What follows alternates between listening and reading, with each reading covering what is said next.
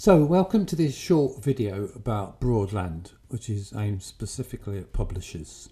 So this video will be divided into three parts. The first will be a quick overview of how it plays. Second, we'll look at some of the unique features of the game, or the USPs if you like. And thirdly, I'll just give a short summary of where we're at with the game. So the Norfolk Broads has been a popular boating holiday since the mid-19th century. I mean, I've had many family holidays on the Broads. By family, I mean mum and dad, my sister and I, my nan and granddad, my auntie and uncle, my two cousins, all on one large old wooden cruiser for a whole week, cruising the beautiful Broads. I actually came up with a game not dissimilar to Broadland back in the 1970s when I tried to recapture the magic of the Broads. So it's extra special that I've managed to finally get a grown-up version of it all completed in this manner. So in Broadland, up to 5 players choose a home base boatyard. Players decide on the length of cruise they want to have, anything from 2 days to 5 days in the base game. And with the expansion you can extend that to a 6 or 7 day cruise. Each player has a set of cruise cards, and on that card there'll be some destinations which you have to reach in order to win the game. You have to have them all to win. You can achieve them in any order you want. You score points for these destinations at the end according to how well you conduct yourself, i.e. stick to speed limits, etc.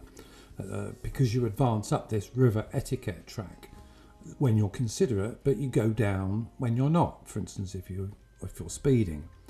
But of course there's a fixed time limit, number of days for the cruise, so you have to keep an eye on this time, and sometimes it pays to go faster.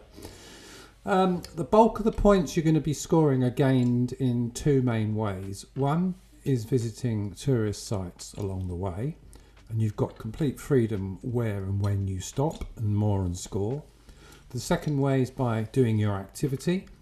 One member of your crew will be your enthusiast who has an interest in either bird watching, fishing or photography.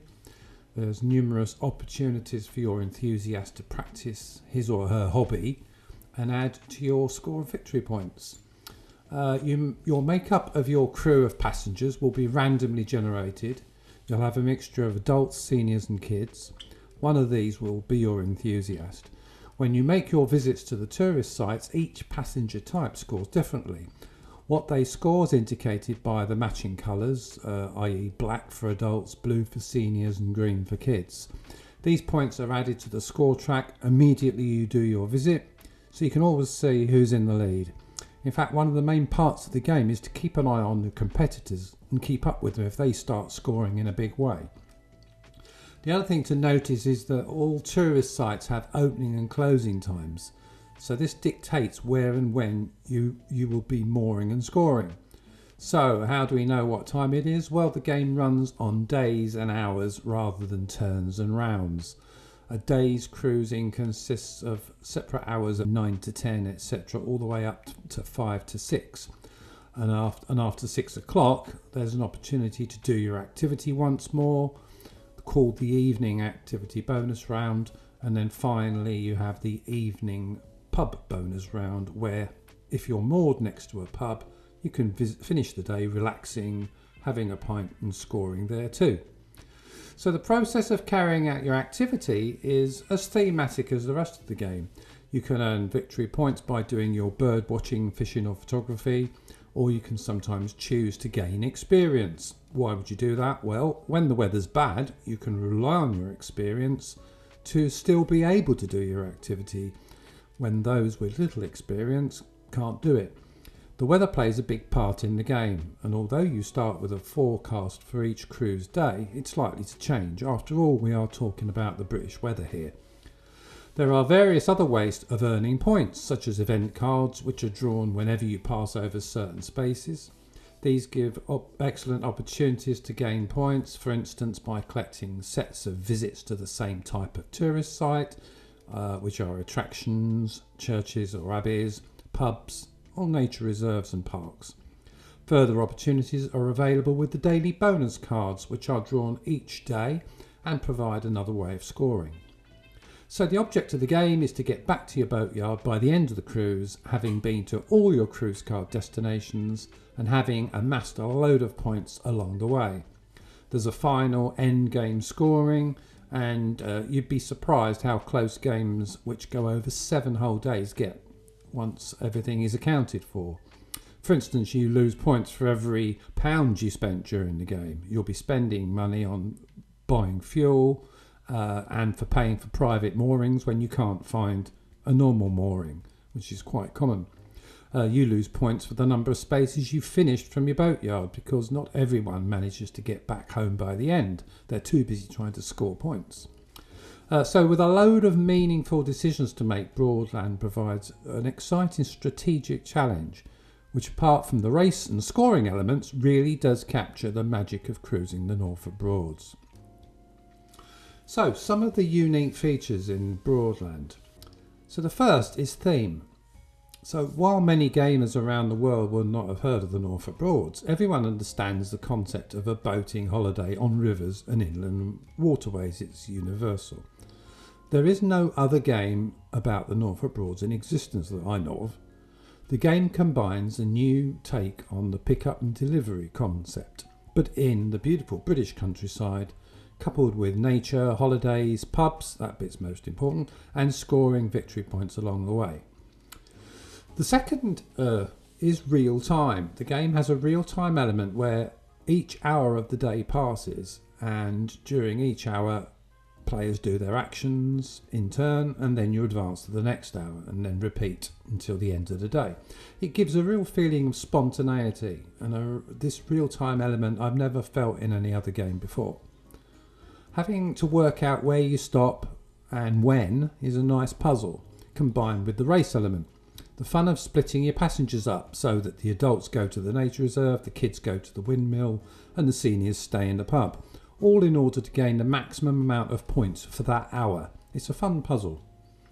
Thirdly, movement. Movement provides interesting mechanics as regards the current, which affects both your fuel burn detrimentally when against you, but can assist you when you're with the current.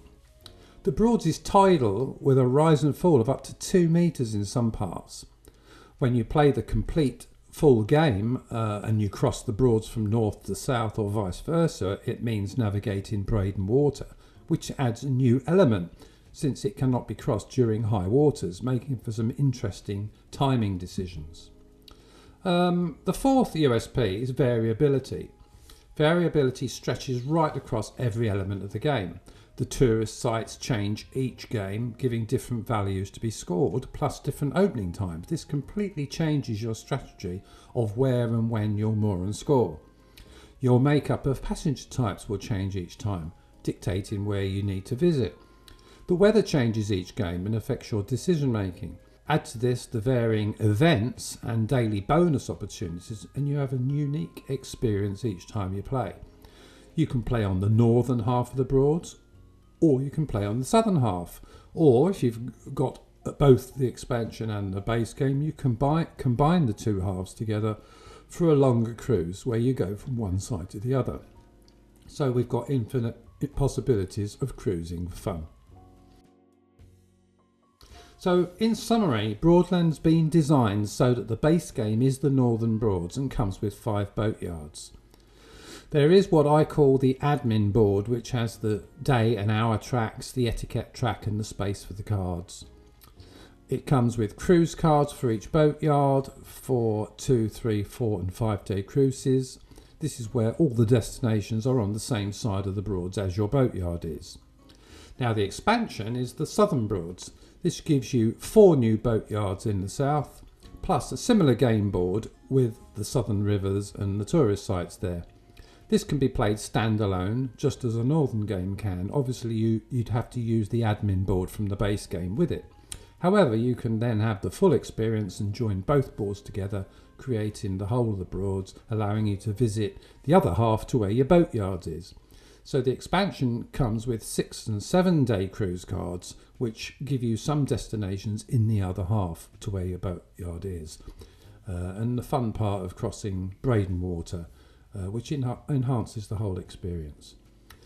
There is planned an additional expansion of a Take That event card deck, which allows players to affect each other detrimentally. This will be a fun addition. It's currently in development and it's aimed purely at those who actually like the Take That element. The game has been play tested for many months with a wide range of people, from seasoned gamers to non-board gamers. The feedback has been fantastic. One gamer at Leariacon recently, that's my local board gaming convention in Portugal, said that Broadland was in his top 3 games he'd played at the convention this year. So I'm looking for a publisher to bring Broadland to the world, and I look forward to hearing from you. If you'd like to play a few turns or even a full game on Tabletop Simulator, just contact me and we can arrange it. So thank you for your time in watching this, and take care.